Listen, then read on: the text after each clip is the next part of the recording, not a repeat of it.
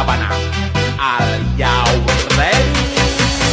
Kicau, kicau, kicau mania. Kicau, kicau, kicau mania. Kicau, kicau.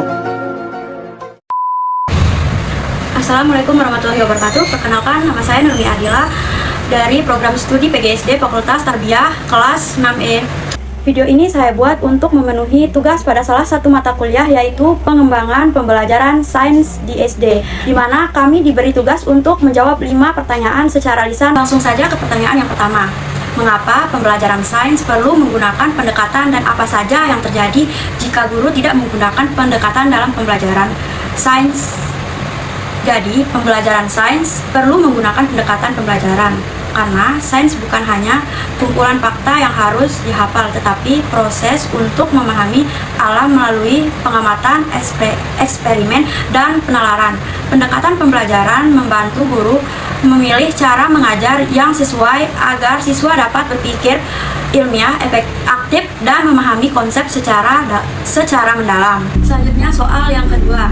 Materi IPA mempunyai 4 karakteristik, yaitu pengetahuan faktual, prosedur, konseptual, dan metakognitif. Dari keempat karakter tersebut, manakah menurut Anda yang paling sulit diukur dalam ujian tertulis? Menurut saya,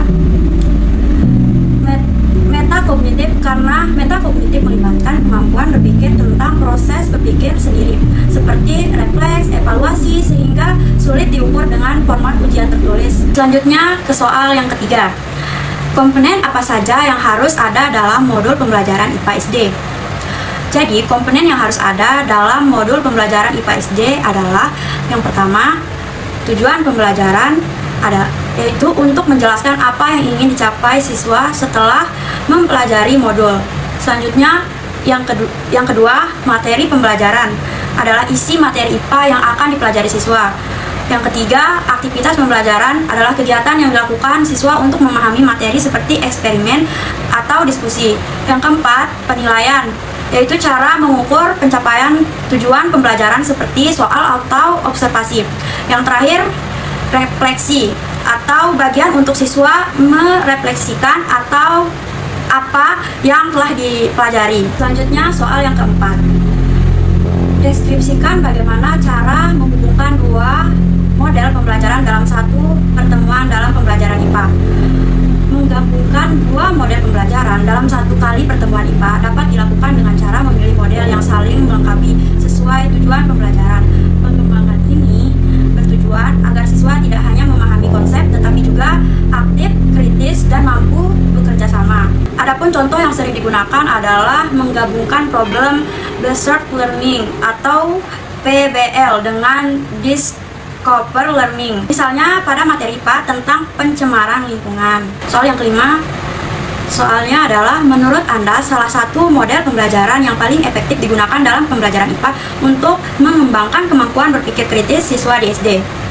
Jadi, menurut saya salah satu model pembelajaran yang paling efektif untuk mengembangkan kemampuan berpikir kritis siswa SD dalam pembelajaran IPA adalah problem based learning atau singkatannya PBL atau pembelajaran berbasis masalah.